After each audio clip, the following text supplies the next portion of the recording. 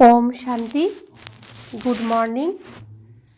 তো বাবা আমাদের শিক্ষক হয়ে আমাদের শিক্ষা দেন। কি শিক্ষা দেন?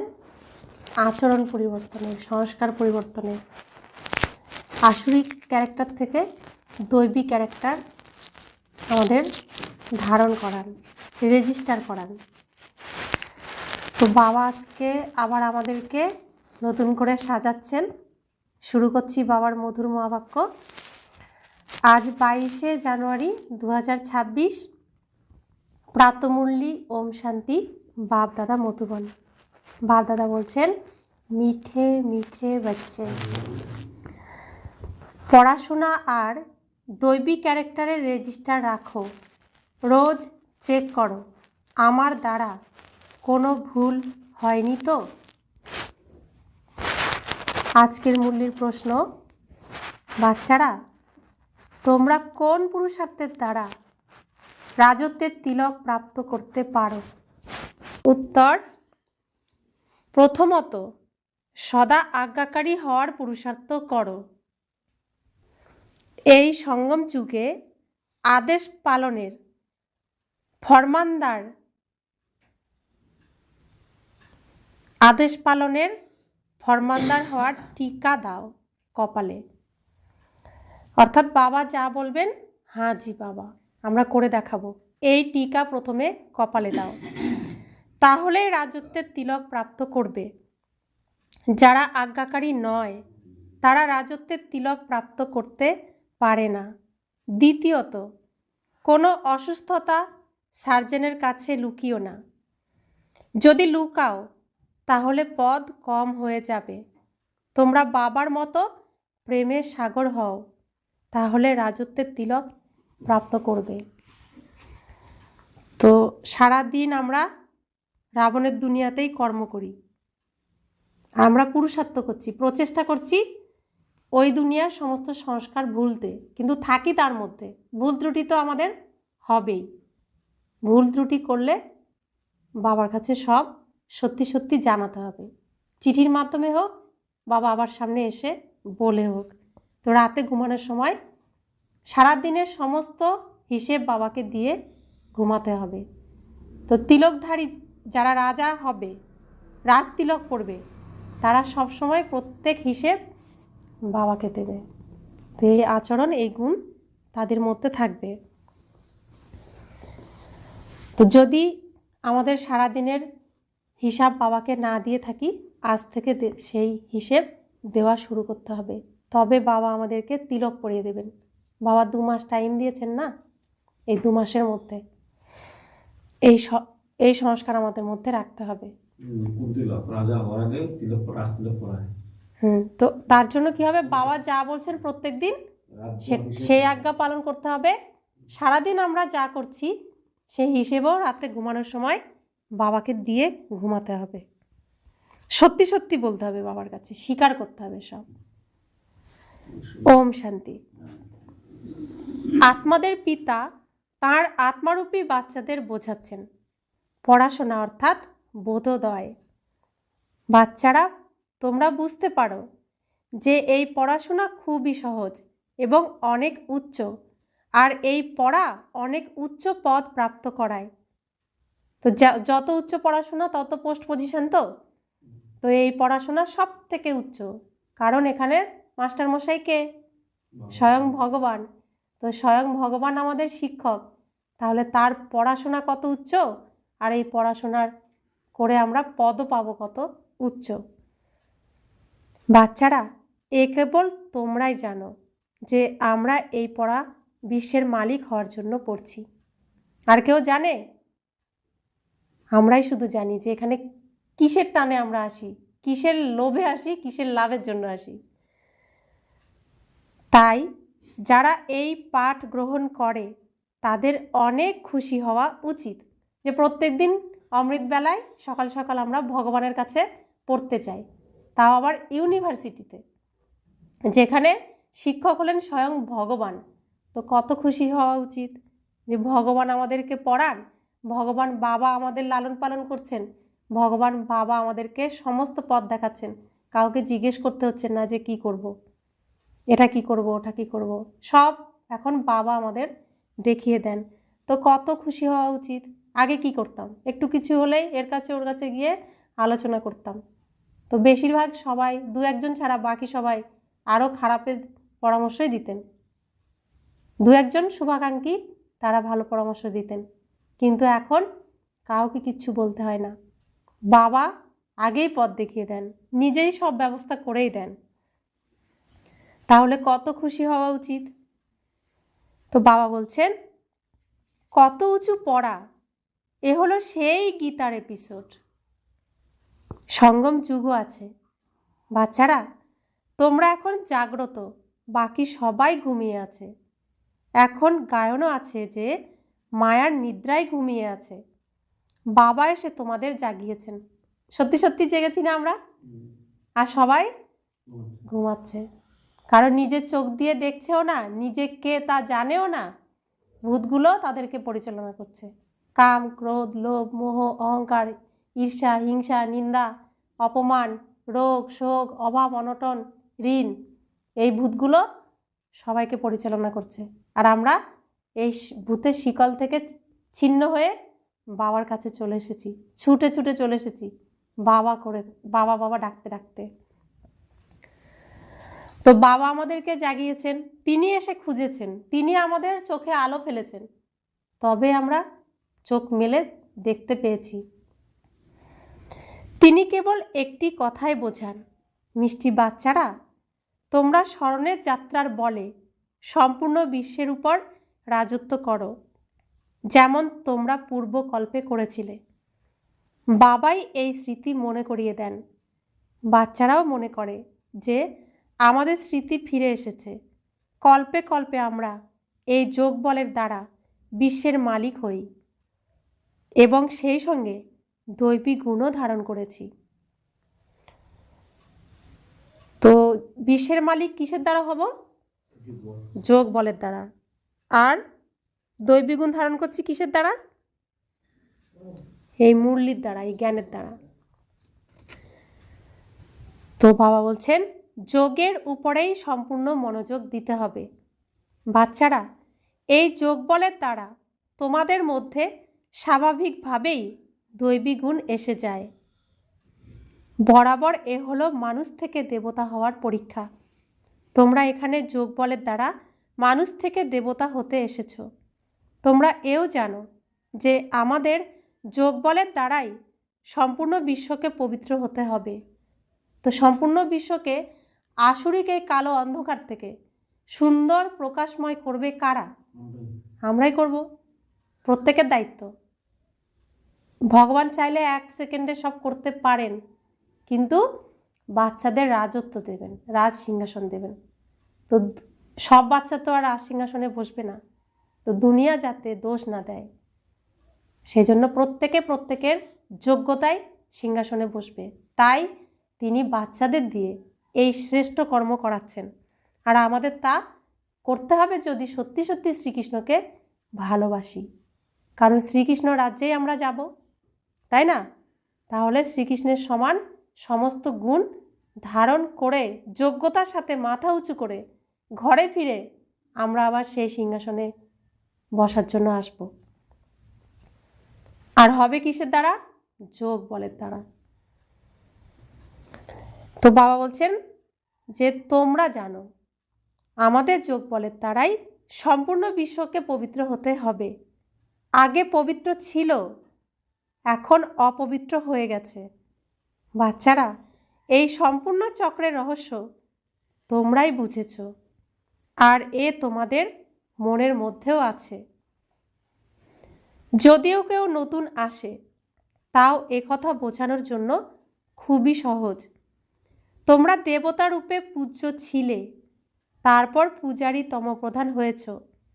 আর কেউই এমন কথা তোমাদের বলে দিতেও পারে না। এই পৃথিবীতে কেউ বলতে পারবে এসব কথা? ভগবান ছাড়া কেউ বলতে পারবে না। বাবা পরিষ্কার করে বলেন যে এ হলো ভক্তি মার্গ আর এ হলো জ্ঞান মার্গ।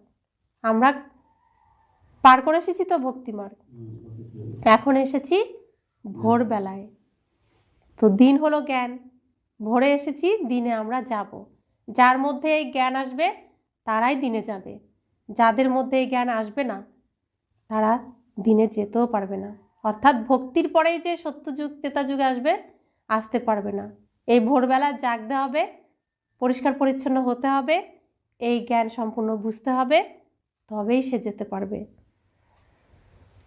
ভক্তি অতীত হয়ে গেছে, অতীতের কথা চিত্তে রেখো না, সে হলো নেমে যাওয়ার কথা। ভক্তি কে শিখিয়েছে? রাবণ। জ্ঞান কে শেখাচ্ছেন? বাবা। তো রাবণের রাজ্যে আমরা যতই নিষ্ঠাভাবে ভক্তি করি, নামবো কোথায়? নিচে। আর যতই অল্প জ্ঞান ধারণ করি, যাব কোথায়?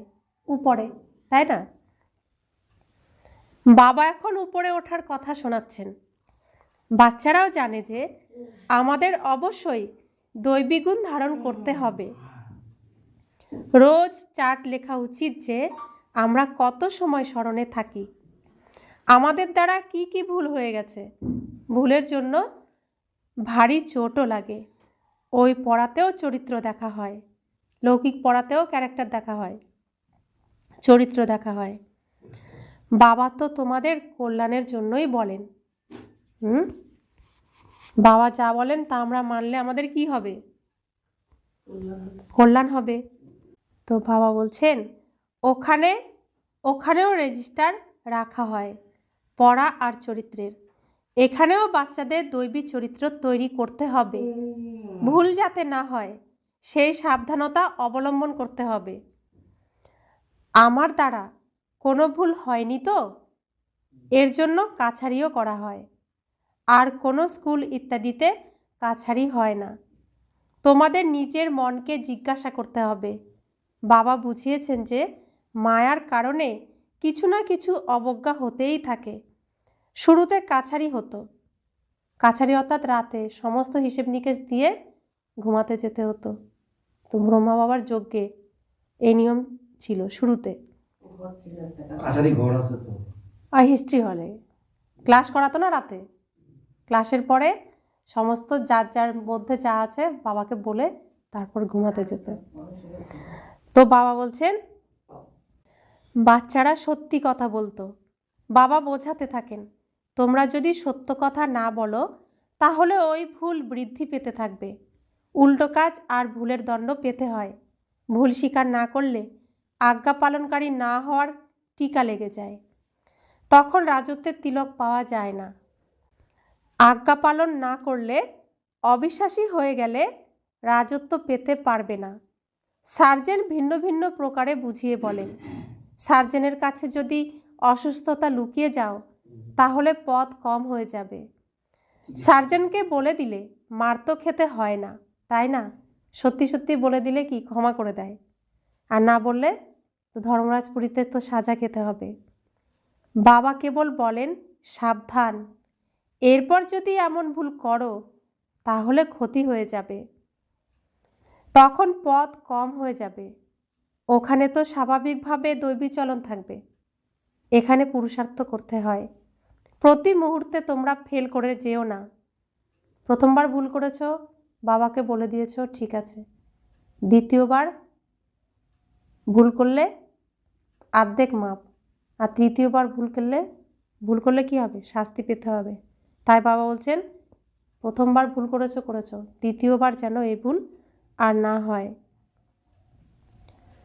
তো বাবা বলছেন প্রতি মুহূর্তে তোমরা ফেল করে যেও না। বাবা বলেন বাচ্চারা তোমরা বেশি ভুল করো না, বাবা অনেক প্রেমের সাগর। বাচ্চাদেরও এমনই হতে হবে, যথা বাবা তথা বাচ্চা, যথা রাজারানী তথা প্রজা। বাবা তো রাজা নন, শিব বাবা তো রাজা হন না। তোমরা জানো যে বাবা আমাদের নিজের সমান তৈরি করেন। বাবার যে মহিমা করা হয় তা তোমাদেরও হওয়া উচিত। সেজন্য যা শিব বাবার মহিমা, শ্রীকৃষ্ণেরও তাই মহিমা, তাই না? কারণ শ্রীকৃষ্ণ সম্পূর্ণ আজ্ঞাকারী। বাবা যা যখন করতে বলেছেন তাই করেছেন, তাই তিনি শ্রীকৃষ্ণ, তাই তিনি বিশ্বের মালিক হয়েছেন।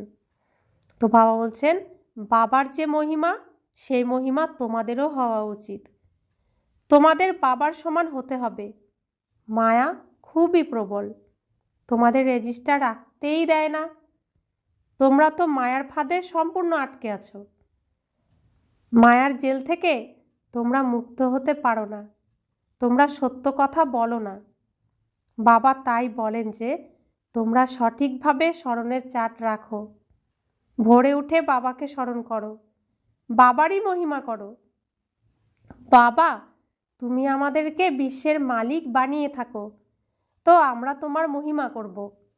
ভক্তিমার্গে কত মহিমা গায়, তাদের তো কিছুই জানা নেই। দেবতাদের মহিমা নেই। মহিমা হলো তোমরা ব্রাহ্মণদের। সবাইকে সদ্গতি একমাত্র বাবাই দিতে পারেন। তিনি তো ক্রিয়েটারও ডাইরেক্টরও।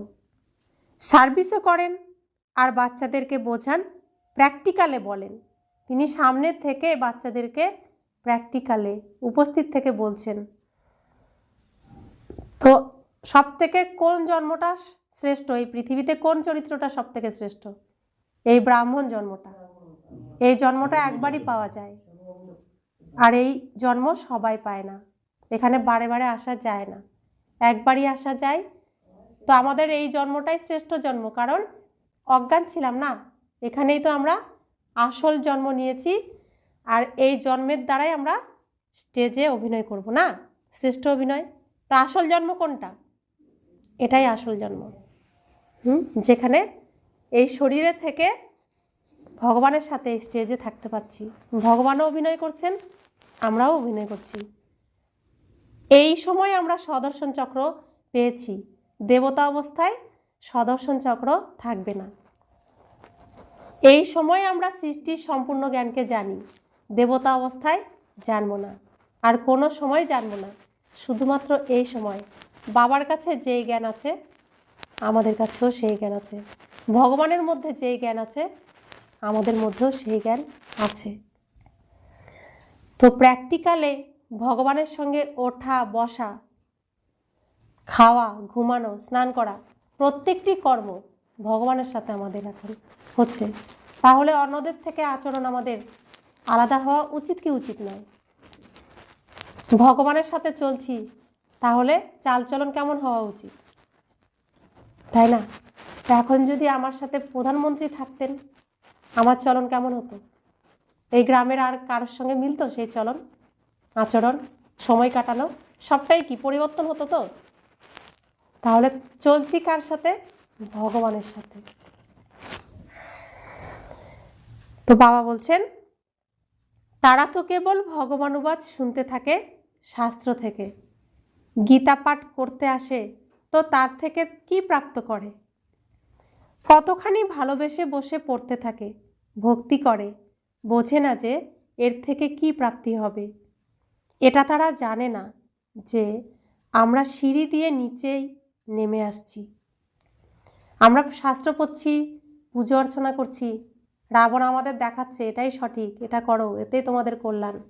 কিন্তু তার দ্বারা সামনে সুন্দর রেখেছে, তার পিছনে অন্ধকার গুহা। আমরা ধীরে ধীরে সেই গুহায় নিচে নেমেই গেছি। দিন দিন তমপ্রধান হতেই হবে। ড্রামাতে এই রকমই নিহিত রয়েছে। তাহলে যত ভক্তি করব তত অন্ধকারে যাব, কিন্তু খাঁটি ভক্তি যে করবে সে খাঁটি সত্যের সে ফল পাবেই পাবে। বাবা সহ্য করতে পারেন না এত কষ্ট বাচ্চাদের। তো সত্য পিতা সেই সত্য আত্মনাথের জন্য তাকে উদ্ধার করতে চলেই আসেন। তো বাবা বলছেন, এই সিঁড়ির রহস্য বাবা ছাড়া অন্য আর কেউই বোঝাতে পারবে না। ইনিও ব্রহ্মা বাবাও শিব বাবার থেকে শুনে তারপর তোমাদেরকে শোনান। মূল বড় টিচার সার্জেন তো হলেন বাবাই, তাকেই স্মরণ করতে হবে। এমন বলা হয় না যে ব্রাহ্মণদেরকে স্মরণ করো, স্মরণে তো এই এককেই রাখতে হবে। কখনোই কারো প্রতি মোহ রাখবে না। এক বাবার কাছ থেকেই শিক্ষা নিতে হবে, নির্মোহীও হতে হবে। এতে অনেক অনেক পরিশ্রম প্রয়োজন। সমগ্র পুরানো দুনিয়ার থেকে বৈরাগ্য। এই দুনিয়া তো খতম হয়েই আছে, এর প্রতি লাভ বা আসক্তি কোনোটাই নয়। এই দুনিয়ার প্রতি কোনো ভালোবাসা, কোনো আসক্তি যেন না থাকে। কত বড় বড় অট্টালিকা ইত্যাদি বানিয়েই যেতে থাকে, তাদের এটাও জানা নেই যে এই পুরানো দুনিয়ার বাকি আর কত সময় রয়েছে। তোমরা বাচ্চারা এখন জেগেছ, অন্যদেরকেও তোমরা জাগাচ্ছ। বাবা আত্মাদেরকেই কেবল জাগান, বারে বারে বলতে থাকেন নিজেকে আত্মা মনে করো। এ ফর আত্মা, এ ফর আত্মা, বারবার রোজ রোজ বাবা বলতেই থাকেন, কিন্তু এতদিন ধরে শুনেও আমরা মুখস্থ আজও করতে পারলাম না যে আমি আত্মা। এ ফর আত্মা, তাই না? বি ফর বাবা, C for connected, D for drama. তো এ দিয়ে কি শুরু হচ্ছে? প্রথম অক্ষর আত্মা, বিন্দু। তো বাবা বলছেন নিজেকে শরীর মনে করা মানেই হলো যেন ঘুমিয়ে রয়েছ। নিজেকে আত্মা মনে করো আর বাবাকে স্মরণ করো। আত্মা পতিত, তাই পতিত শরীরই প্রাপ্ত হয়। আত্মা পবিত্র, তো পবিত্র শরীরই প্রাপ্ত হয়। তো আত্মা যেমন হবে শরীরও তেমন হবে। তো ব্রহ্মাকুমারী আশ্রমে যারা শ্রীমত মেনে চলে তারা ধীরে ধীরে সুস্থ হতে থাকে। মৃত্যুশয্যায় থাকা আত্মাও সুস্থ শক্তিশালী হয়ে যজ্ঞের কত সেবা করছে। সামনে প্র্যাকটিক্যালি উদাহরণ আমাদের ভাইয়েরা, আমাদের বোনেরা আছে। তো বাবা বলছেন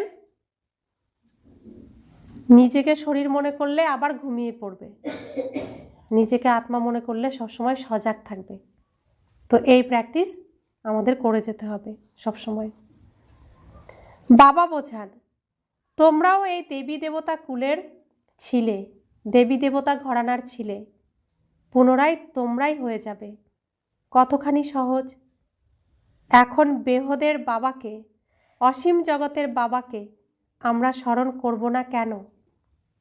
যদি স্মরণ করলেই আমরা দেবী দেবতা হয়ে যাই, এখানে না পরিশ্রম, না কোথাও যেতে হচ্ছে, না টাকা পয়সা খরচ করতে হচ্ছে, যদি শুধু একটু স্মরণ করলেই আমরা দেবতা হয়ে যাই, তাহলে স্মরণ করব না কেন?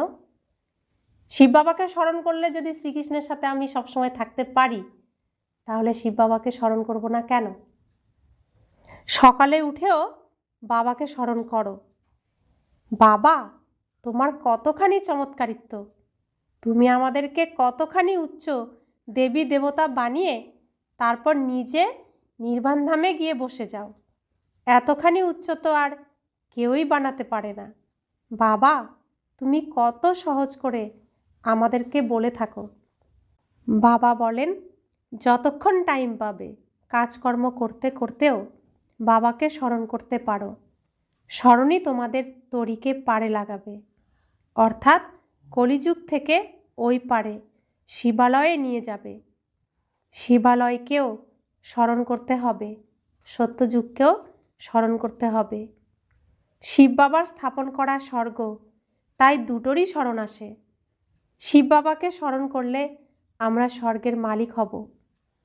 এই পড়াশোনা হলোই নতুন দুনিয়ার জন্য।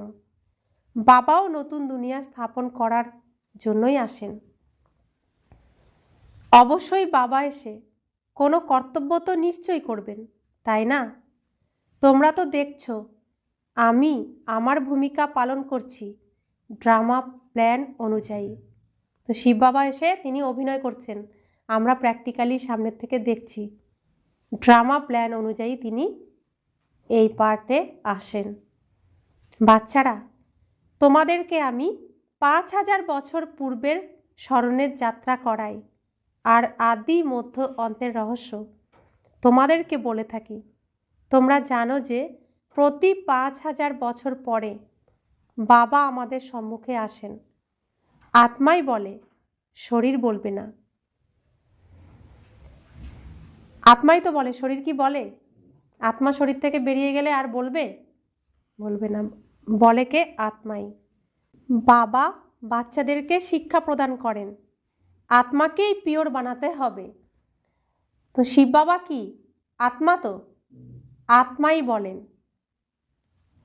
শরীর তো বলতে পারে না।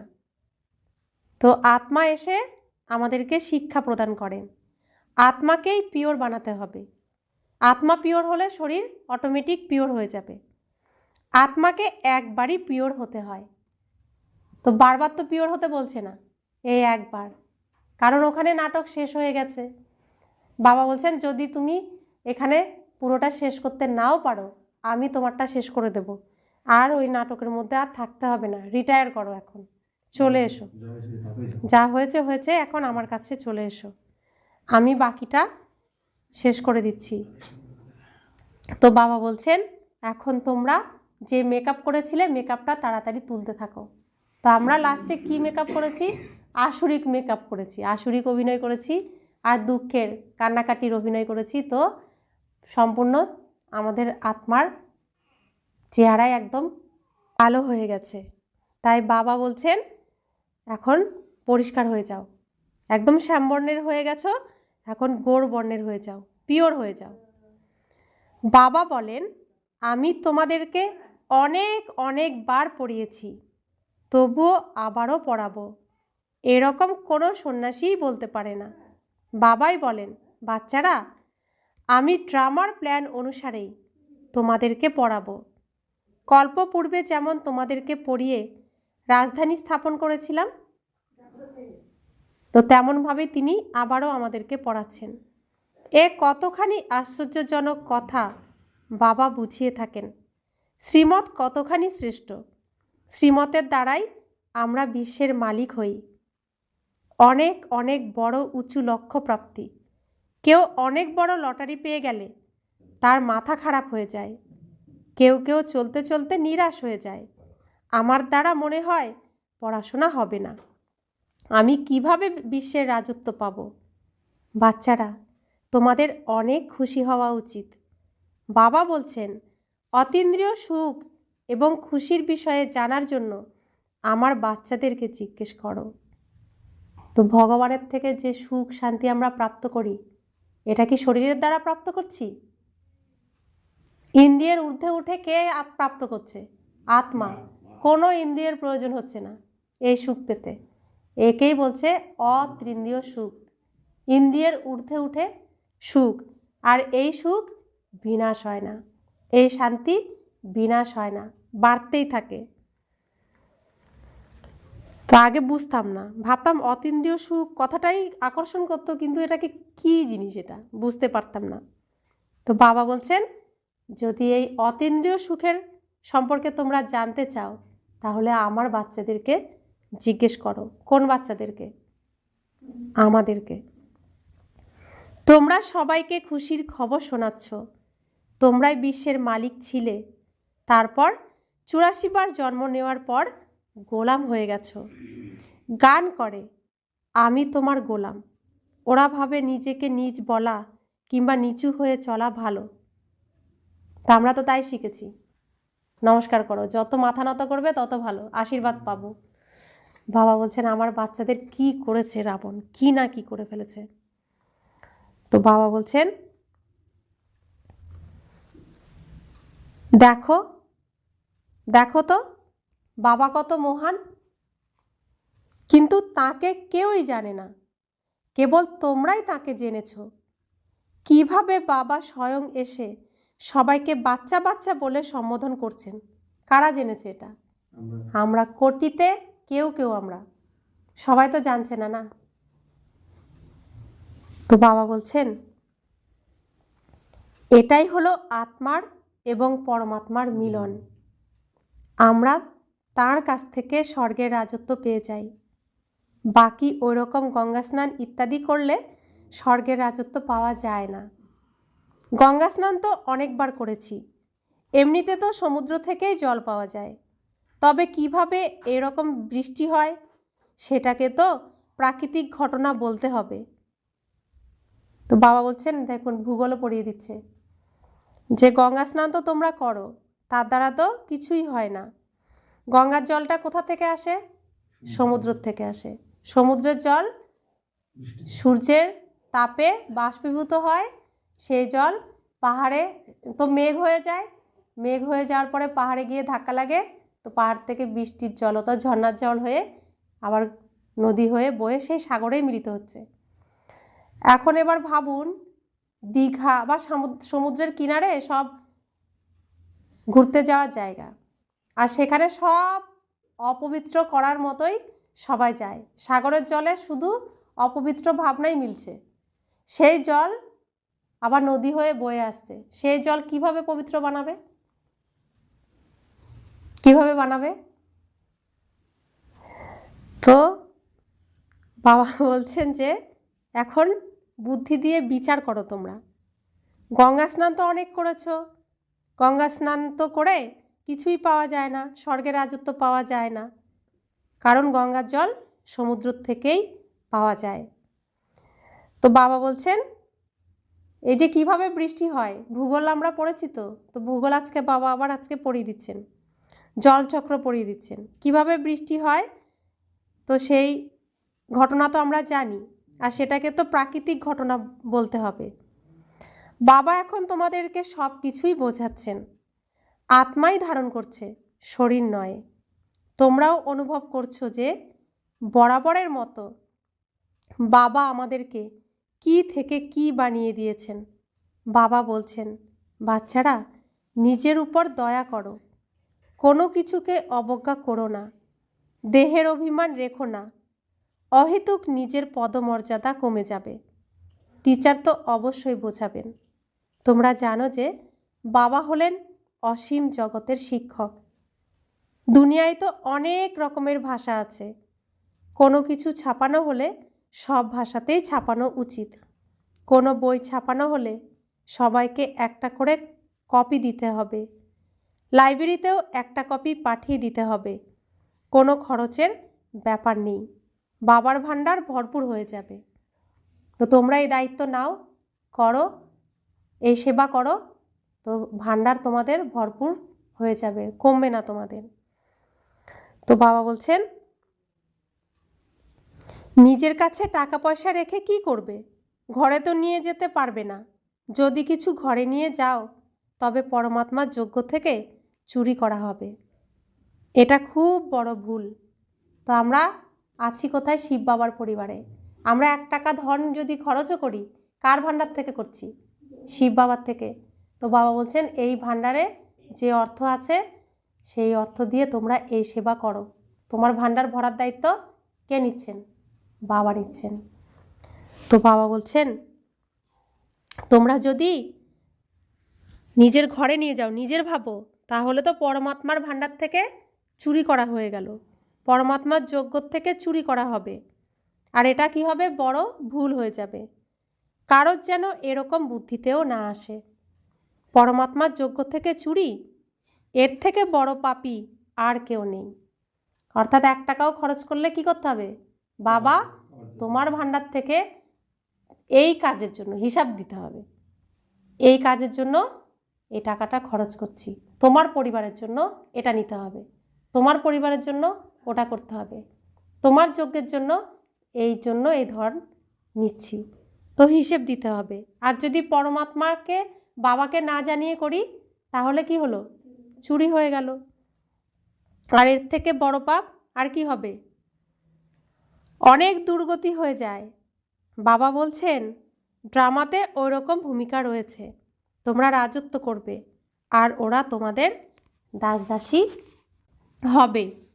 দাসদাসী ছাড়া রাজত্ব চলবে কিভাবে? প্রতি কল্পে এভাবেই স্থাপন হয়েছিল। বাবা এখন বলছেন নিজের কল্যাণ করতে চাইলে শ্রীমত অনুসারে চলো। বাবা এখনও সুযোগ দিচ্ছেন যে যজ্ঞর থেকে খাচ্ছ, যজ্ঞর থেকেই সব কিছু করছো, তাই বাবাকে জানিয়েই সব কিছু করবে, তাহলে তোমরা রাজা হবে। আর যদি না জানিয়ে করো কি হবে? দাসদাসী হয়ে যাবে। তো বাবা বলছেন নিজের কল্যাণ করতে চাইলে, রাজা হতে চাইলে শ্রীমত অনুসারে চলো, দিব্যগুণ ধারণ করো। রেগে যাওয়া তো কোনো দিব্যগুণ নয়, ওটা আসুরিক গুণ। কেউ রেগে গেলে তাকে শান্ত করে দিতে হবে, মুখে মুখে উত্তর দেওয়া যাবে না। প্রত্যেকের চালচলন থেকেই বোঝা যায় যে সকলের মধ্যেই খারাপ গুণ আছে। যখন কেউ রেগে যায় তখন তার মুখ গরম তাওয়ার মতো হয়ে যায়। কেমন হয়ে যায় রং? রেগে গেলে মুখের রং বাবা বলছেন তাওয়ার মতো লাল হয়ে যায়। মুখের দ্বারাই বোমা নিক্ষেপ করে, এতে নিজেরই ক্ষতি করে। কারণ রেগে গেলে গরম তাওয়া হয়ে নিজেই তো গরম হয়ে যায়, এতে নিজেরই ক্ষতি করে। অর্থাৎ কেমন হয়? স্ট্রোক হয়ে যায় না, পদমর্যাদা কমে যায়। এগুলো বোঝার ব্যাপার। বাবা বলেন, যেসব পাপকর্ম করেছ সেগুলো বাবাকে লিখে দাও। বাবাকে বলে দিলে ক্ষমা করে দেওয়া হবে, বোঝা হালকা হয়ে যাবে। অনেক জন্ম ধরে তোমরা বিকারগ্রস্ত জীবনযাপন করছো, কিন্তু এখন তোমরা কোনো পাপকর্ম করলে সেটা 100 গুণ হয়ে যায়। বাবার সম্মুখে কোনো ভুল করলে তার শাস্তি 100 গুণ হয়ে যায়। কোনো ভুল করে যদি সেটা বলে না দাও তবে সেই ভুল আরও বৃদ্ধি পাবে। তাই বাবা বোঝাচ্ছেন যে এভাবে নিজের ক্ষতি করো না। বাবা এসেছেন বাচ্চাদের শুভ বুদ্ধির উদয় করতে। তিনি জানেন যে এই বাচ্চা কেমন পথ পাবে। 21 জন্মের কথা। সেবাধারী বাচ্চাদের স্বভাব খুব মিষ্টি হতে হবে। কেউ কেউ তো সঙ্গে সঙ্গেই বাবাকে বলে দেয় যে বাবা এই ভুল হয়েছে। বাবা তাতে খুশি হন। ভগবান খুশি হলে আর কি চাই? ইনি তো একাধারে বাবা, টিচার এবং সদ্গুরু। না হলে এই তিনজনই একসাথে নারাজ হয়ে যাবে। তো খুশি হলে তিনজনই খুশি, বাবাও খুশি, শিক্ষকও খুশি, সদ্গুরুও খুশি। আর রাগ করলে তিনজনই নারাজ হয়ে যাবে। তাহলে আমাদের কি করতে হবে? খুশি। বাবাকেও খুশি করতে হবে, নিজেকেও খুশি রাজি থাকতে হবে। এই জন্মটা অনেক অনেক অনেক পুণ্যকর্ম, অনেক তপস্যার ফলে পেয়েছি। এটাকে কোনোভাবে নষ্ট করা উচিত? যে কোনো মূল্যে এই জীবনটাকে আমাদের সফল করা উচিত। কারোর জন্যই, কোনো পরিস্থিতির জন্যই এই জীবনটাকে ব্যর্থ নষ্ট করা উচিত নয়, সফল করা উচিত। তো বাবা বলেন তোমরা হলে বুদ্ধিমানের বুদ্ধি। বুদ্ধির দ্বারা সব কিছুই তোমাদের করতে হবে, যোগ বলের দ্বারা সব কিছু করতে হবে। अच्छा मीठे मीठे सिखिलाते बच्चों प्रति माता पिता बाप दादा का याद प्यार और गुड मॉर्निंग। रूहानी बाप की रूहानी बच्चों को नमस्ते। हम रूहानी बच्चों की रूहानी माता पिता बाप दादा को याद प्यार, गुड मॉर्निंग और नमस्ते नमस्ते नमस्ते। शुक्रिया बाबा, शुक्रिया बाबा, शुक्रिया। धारणार জন্য মুখ্য সার। প্রথম ধারণা, শ্রীমত অনুসারে চলে নিজের শুভ বুদ্ধির উদয় ঘটাতে হবে। কোনো কিছুকে অবজ্ঞা করা যাবে না। ক্রোধের বশবর্তী হয়ে মুখ থেকে বোমা নিক্ষেপ না করে চুপ থাকতে হবে, সাইলেন্স। দ্বিতীয় ধারণা, আন্তরিকভাবে কেবল বাবার গুণগান করতে হবে, অন্তর থেকে, উপরে উপরে না। এই পুরাতন দুনিয়ার সঙ্গে কোনো আসক্তি বা ভালোবাসা রাখা যাবে না। সীমাহীন বৈরাগী এবং নির্মোহী হতে হবে। বরদান, স্মরণের আধারের দ্বারা মায়ার আবর্জনা থেকে দূরে থাকা সদা চিয়ারফুল, আনন্দিত ভব। যেরকমই পরিস্থিতি সামনে আসুক কেবল বাবার উপর ছেড়ে দাও। অন্তর থেকে বলো বাবা, তাহলেই পরিস্থিতি সমাপ্ত হয়ে যাবে। এই বাবা শব্দ হৃদয় থেকে বলাই হলো জাদু। মায়া সর্বপ্রথমে বাবাকেই ভুলিয়ে দেয়। এই জন্য কেবল এই কথার উপর অ্যাটেনশন দাও, তাহলে কমল পুষ্পের সমান নিজেকে অনুভব করবে। স্মরণের আধারে মায়ার আবর্জনা থেকে সদা দূরে থাকবে। কখনো কোনো কথাতে দোলাচলে আসবে না। সদা একই মুড থাকবে, চিয়ারফুল, অর্থাৎ আনন্দ স্বরূপ আত্মা। এবার বরদানটা ভালো করে শুনুন সবাই।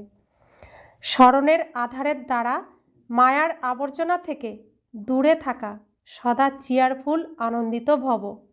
অর্থাৎ আমরা এখন রাবণের দুনিয়ায় রয়েছি, পরিবারে প্রত্যেকেই দেবকুলের আত্মা নয়, আসুরিক কুলের আত্মাও আছে। তো এখন ভারতবর্ষে কি ঘটবে? ঘরে ঘরে অশান্তি। সেজন্য বাবা বলছেন ওরা লম্পঝম্প করবে, আসুরিক আচরণ করবে, তোমরা চুপ থাকো। এটাই শেখাচ্ছেন সবসময়, বাবার উপর ছেড়ে দিয়ে, সব বাবা বুঝবে, যা করবে বাবা বুঝবে, চিয়ারফুল থাকো, আনন্দ স্বরূপ হয়ে থাকো। যে রকমই পরিস্থিতি সামনে আসুক, কেবল বাবার উপর ছেড়ে দাও, অন্তর থেকে বলো বাবা, তাহলেই পরিস্থিতি সমাপ্ত হয়ে যাবে। একটাই ওষুধ, এই বাবা শব্দ হৃদয় থেকে বলাই হলো জাদু। মায়া সর্বপ্রথমে বাবাকেই ভুলিয়ে দেয়। এই জন্য কেবল এই কথার উপর অ্যাটেনশন দাও, তাহলে কমল পুষ্পের সমান নিজেকে অনুভব করবে। স্মরণের আধারে মায়ার আবর্জনা থেকে সদা দূরে থাকবে। কখনো কোনো কথাতে দোলাচলে আসবে না। সদা একই মুড থাকবে, চিয়ারফুল, অর্থাৎ আনন্দ স্বরূপ। সব কিছু এই নাটকের সিন এখন লাস্টে এরকম তো চলবে, আমরা সব জানি, তাই আমরা সাক্ষী হয়ে দেখতে থাকবো। এগুলো খুব প্র্যাকটিসের ব্যাপার, পুরুষার্থের ব্যাপার। বলা খুবই সহজ, করাটা, করে দেখানোটাই হচ্ছে আমাদের কর্তব্য। আর এটা করতে গেলে বহু অভ্যাসের প্রয়োজন। স্লোগান: পবিত্রতার ধারণা বা ধর্মকে জীবনে ধারণকারী হলো মহান আত্মা। সমস্ত ক্ষেত্রে পবিত্রতা, শুধু শুদ্ধ আহার পবিত্রতা নয়। শুদ্ধ আহার এই জগৎ সংসারে অনেকেই করে, কিন্তু সম্পূর্ণ পবিত্রতা অর্থাৎ মন পবিত্র, বচন পবিত্র, মন, বল, কর্ম সব পবিত্র হতে হবে, তবেই সম্পূর্ণ পবিত্রতা। আর পবিত্রতা অর্থাৎ শ্রীকৃষ্ণের গুণ, কারণ শ্রীকৃষ্ণ নির্বিকারী, পবিত্র। তা আমরাও সম্পূর্ণ নির্বিকারী, পবিত্র হব। তিনি বৈষ্ণব, বিষবিহীন, আমরাও এখন বিষবিহীন হব, বিকারমুক্ত হব, তবেই আমরাও মহান আত্মা হয়ে যাব। অব্যক্ত ইশারা: এই অব্যক্তি মাসে বন্ধনমুক্ত থেকে জীবনমুক্ত স্থিতির অনুভব করো। নিজেকে সর্ববন্ধনগুলি থেকে মুক্ত করার জন্য নিজের চলনকে আর যেসব কড়া সংস্কার আছে সেগুলিকে চেঞ্জ করো।